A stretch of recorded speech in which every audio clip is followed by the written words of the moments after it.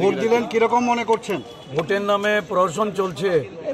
গতকাল রাত থেকে আমার যারা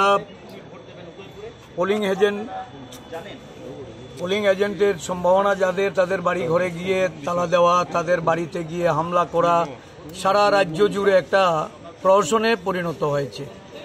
এখানে 4টি বুথ, 3টি আমার পোলিং এজেন্টকে ঢুকতে দেওয়া হয়নি, বের করে দেওয়া হয়েছে। আমি এসপিকে জানিয়েছি। আমি পুলিশ অবজারভারের সঙ্গে কথা বলেছি।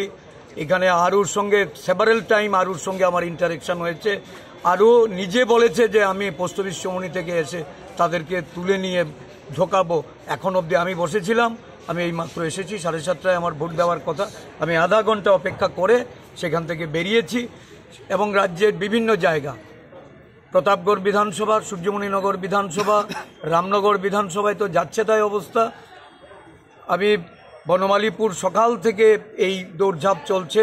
বিলোনিয়া থেকে খবর পেয়েছি, সোনামুড়া, ধনপুর, সারা রাজ্য জুড়ে, উদয়পুরে আমাদের বহু জায়গা থেকে পোলিং এজেন্টদের বের করে দেওয়া হয়েছে।